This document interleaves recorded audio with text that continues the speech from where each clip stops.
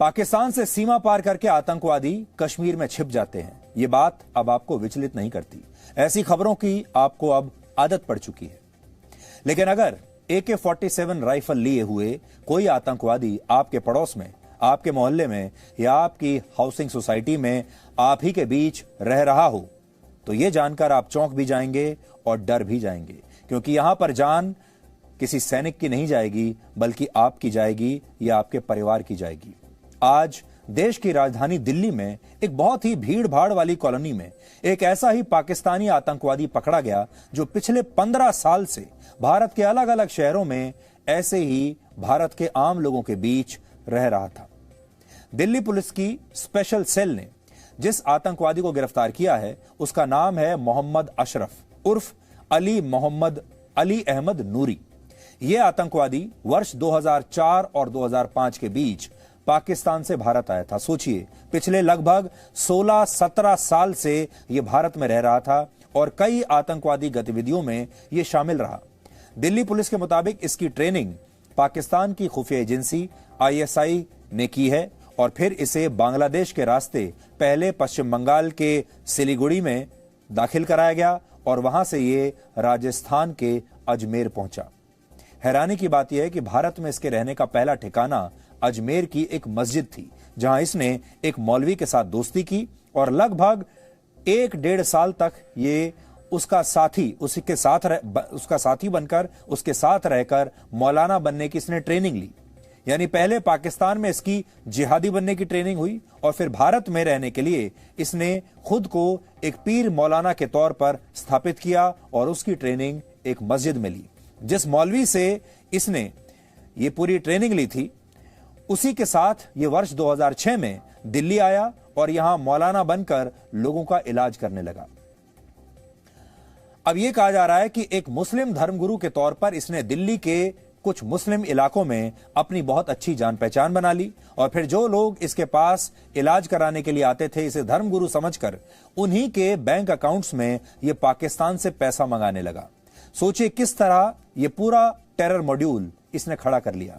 Police ने यह बताया है कि पाकिस्तान में बैठे इसके हैंडलर ने, जिसका नाम नासिर है, उसने इसे इस बार त्योहारों पर आतंकवादी हमला करने का एक टास्क दिया था और इसके लिए इसे हथियार भी दिए गए।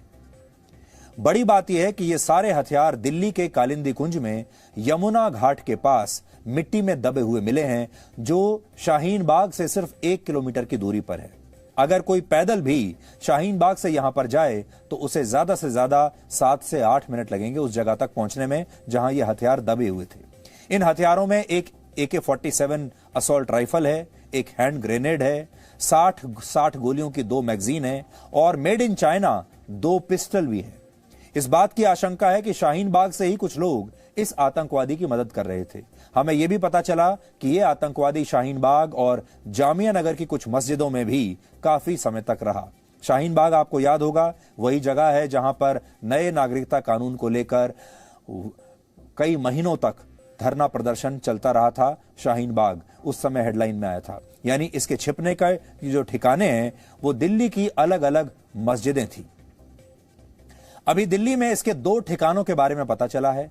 एक है दिल्ली के शास्त्री पार्क में, जहां आज हमारी टीम गई, और एक मकान इसने पुरानी दिल्ली में भी किराए पर लिया हुआ था। शास्त्री पार्क वाले किराए के मकान में यह कुछ ही महीने रहा, जबकि पुरानी दिल्ली वाले मकान में यह अक्सर आता जाता रहता था और वहां कुछ लोग इसकी मदद भी कर रहे थे। जो बात सोचने वाली है, चौंकाने वाली है, वो ये कि ये दोनों ही इलाके मुस्लिम बाहुल इलाके हैं। हालांकि इसकी गिरफ्तारी शास्त्री पार्क से कुछ दूर दिल्ली के लक्ष्मी नगर से हुई है। लक्ष्मी नगर एक ऐसा इलाका है, बहुत बड़ा इलाका है, भीड़ भाड़ वाला इलाका है और जो दिल्ली के आसपास लोग रहते हैं वो लक्ष्मी नगर के बारे में अच्छी तरह जानते होंगे। पूछताछ में इसने बताया कि यह पाकिस्तान के पंजाब प्रांत का रहने वाला है, जहां से 26/11 हमले का आतंकवादी अजमल कसाब भी मुंबई आया था। यानी आतंकवाद की सारी जड़ें एक दूसरे से मिली हुई है। मोहम्मद अशरफ नाम के इस पाकिस्तानी आतंकवादी के पास से स्पेशल सेल को कई पहचान पत्र और एक पासपोर्ट मिला है। पुलिस ने बताया है कि इसने भारत का नागरिक बनने के लिए दिल्ली के पास गाजियाबाद की एक लड़की से पहले शादी की और फिर कुछ ही महीनों में उसे छोड़ भी दिया और यह शादी उसने सिर्फ अपना भारत का पहचान पत्र बनाने के मकसद से की थी कि एक आईडी कार्ड इसे मिल जाए उस शादी के जरिए। इसके अलावा 2014 में इसने जो पासपोर्ट बनवाया उसमें परमानेंट एड्रेस में बिहार का पता लिखा हुआ है, जिससे ऐसी आशंका है कि जिस महिला से इसने शादी की थी ये उस महिला का एड्रेस हो सकता है और वो महिला शायद बिहार की होगी। इस पासपोर्ट पर यह आतंकवादी एक बार सऊदी अरब गया और एक बार इसने थाईलैंड की यात्रा भी की है। और इन दोनों विदेशी यात्राओं के पीछे क्या मकसद था, अब पुलिस इसके बारे में पता लगा रही है। इसके अलावा एक और चौंकाने वाली बात यह पता चली कि यह आतंकवादी काफी समय तक जम्मू कश्मीर में भी रहा, जहां इसने हथियारों से लेकर आतंकवादियों को फंडिंग करने तक का काम किया। पुलिस को शक है कि इसने वहां आतंकवादी हमले भी कराए होंगे। इस पर हमने आपके लिए आज एक स्पेशल रिपोर्ट बनाई है जो आज आपको जरूर देखनी चाहिए। और हमेशा याद रखिएगा कि इस तरह का कोई आतंकवादी आपके मोहल्ले में भी हो सकता है, आपके शहर में भी हो सकता है आपसे कई बार मिला भी हो, इसलिए आपको बहुत सावधान रहने की जरूरत है।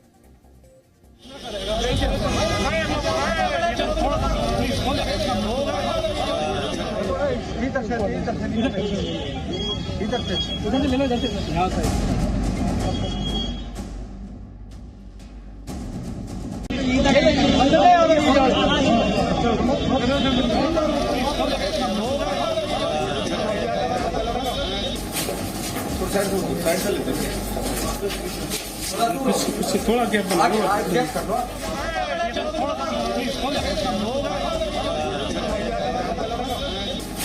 और इसने पीर मौलाना का एक कवर अख्तियार किया था, जहां पर ये लोगों की बीमारियां कुरान की पवित्र आयतें पढ़ के ठीक करने का इसने दावा किया था। और इसके इस तरह के बहुत सारे फॉलोअर्स थे।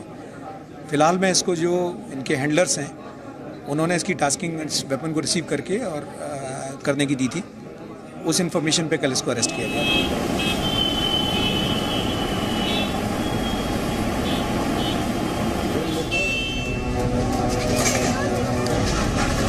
दिल्ली में जिस पाकिस्तानी आतंकी को गिरफ्तार किया गया है, आपको बता दें कि वो शास्त्री नगर के इसी 4C गली नंबर के इसी मकान में रहा करता था। ये जो आप गली देख रहे हैं ये उसके घर की तरफ ही जाता है। अगर हम आगे बढ़ेंगे तो दरअसल वो इसी घर के पहली मंजिल पे ही रहा करता था। हालांकि यहाँ के लोगों का यही कहना है कि वो 10-12 साल पहले जब यहाँ पर आया तो उन्हें इस बात की जानकारी नहीं है, लेकिन मकान मालिक ने इस बात को स्वीकार किया है कि यहाँ पर वो आज से 10-12 साल पहले रहा करता था। महज 6 महीने वो यहाँ पर रहा और यहाँ से वो चला गया। वो जो अभी जिसको पकड़ा गया है अशरफ मोहम्मद, वो कहाँ रहता था? यहाँ इसी बिल्डिंग में 10-12 साल पहले रहता था वो। अच्छा, ठीक है। और उसके बाद में ऐसे 5-6-8 महीने जो भी रहा हो, इतने साल में मुझे ये भी याद नहीं क्या महीने रह के गया। हाँ। वो 1 साल के अंदर खाली करके चला गया।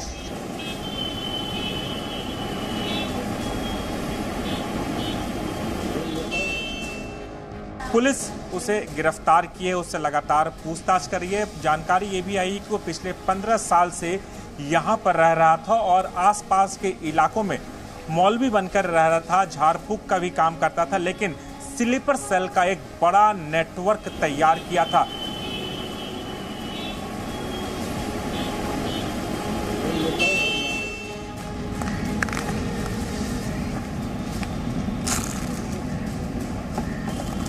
कि अशरफ ने कालिंदी कुंज के यमुना घाट है, यमुना घाट के ठीक यहाँ पर आप देखिए झाड़ियां हैं और इन्हीं झाड़ियों के बीच उसने हथियार छुपा रखे थे। आज सुबह पुलिस जब उससे पूछताछ की और पुलिस ने पूछताछ के बाद जब उसे यहाँ पर लेके आई तो यहाँ से पुलिस ने हथियार बरामद किए। AK-47, ग्रेनेड, मैगजीन, जिंदा कारतूस, ये तमाम हथियार को उसने यहाँ छुपा रखा था। ठीक इसके साथ में शाहीन बाग का इलाका है, जामिया का इलाका है। यहां पर सबसे चौंकाने वाली बात यह है कि यह आतंकवादी दिल्ली तक पहुंच गया और दिल्ली सिर्फ एक शहर नहीं है, दिल्ली भारत की राजधानी है। और दूसरी बड़ी बात यह है कि इसके पास हथियार भी थे। सोचिए दिल्ली में AK-47 राइफल की एंट्री कैसे हुई होगी, ग्रेनेड कैसे आया होगा, पिस्टल कैसे आई होंगी और जो इसके पास बाकी की जो मैगजीन मिली हैं वो कैसे आई होंगी। ये एक बहुत ही चिंता में डालने वाली खबर है। और अगर दिल्ली में ऐसा हो सकता है जहां सुरक्षा के इतने कड़े इंतजाम हैं, जहां पर दिल्ली पुलिस की हर समय सुरक्षा रहती है, तो बाकी के जो शहर हैं, कस्बे हैं, गांव हैं, खास तौर पर ऐसे हमारे जो राज्य हैं जिनकी सीमाएं दूसरे देशों से मिलती हैं, जैसे ये जो आतंकवादी है ये पश्चिम बंगाल से आया। इसमें एक चौंकाने वाली बात यह भी है कि पश्चिम बंगाल क्या अब आतंकवादियों के लिए सबसे सुरक्षित राज्य बनता जा रहा है, इसीलिए यह वहां से आया। और इसी तरह से दूसरे राज्य भी हैं, जैसे पंजाब भी हो सकता है, कश्मीर भी हो सकता है। इसलिए यह बहुत ही चौंकाने वाली और सावधान करने वाली खबर है। इस खबर के बाद यह सवाल भी उठ रहा है कि पाकिस्तान से आने वाले इन आतंकवादियों का जो पहला डेस्टिनेशन है वो राजस्थान का अजमेर ही क्यों होता है। मोहम्मद अशरफ से पहले दिल्ली पुलिस 7 साल पहले 2014 में इंडियन मुजाहिदीन के एक और आतंकवादी जिया उर रहमान उर्फ विकास को भी राजस्थान के अजमेर से ही गिरफ्तार कर चुकी है। विकास भी पाकिस्तान से भारत में आया था और इसके अलावा 26/11 के मुंबई हमले का मास्टरमाइंड डेविड हेडली भी राजस्थान के अजमेर जिले में ही आकर रुका था।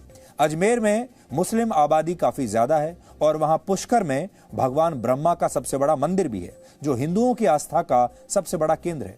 इसके अलावा पुष्कर में ही यहूदियों का एक बहुत बड़ा धार्मिक आयोजन होता है जिसे हनुका कहते हैं और ऐसा माना जा रहा है कि आतंकवादियों के निशाने पर यह धार्मिक स्थल हो सकते हैं। इसलिए जांच एजेंसियों के सामने अब सवाल यह है कि आतंकवादी आखिर पाकिस्तान से भारत आकर अजमेर को ही क्यों चुनते हैं। भारत में त्योहारों का मौसम अब शुरू हो चुका है। कुछ दिनों के बाद दशहरा है, फिर दिवाली आने वाली है और इसके कुछ दिन के बाद क्रिसमस का त्योहार भी आएगा। इसलिए आपको सावधान रहने की जरूरत है, क्योंकि इस दौरान हमारे देश के जो लोग हैं वो मंदिरों में जाते हैं, बाजारों में जाते हैं, खरीदारी करते हैं। सेलिब्रेशन का समय है, खुशियां मनाने का समय है और ऐसा जो समय होता है यही इन आतंकवादियों के लिए हमले का सबसे सही समय होता है। ये इस ऐसे समय का इंतजार कर रहे होते हैं क्योंकि हर जगह बहुत भीड़ भाड़ होती है और आतंकवादियों का काम बहुत आसान हो जाता है। इसलिए आप सब सावधान रहिए। पाकिस्तान के आतंकवादी मस्जिदों में ट्रेनिंग लेते हैं और ये वहां की परंपरा का एक हिस्सा है। Presenting B News app available on Google Play and App Store. Download it now.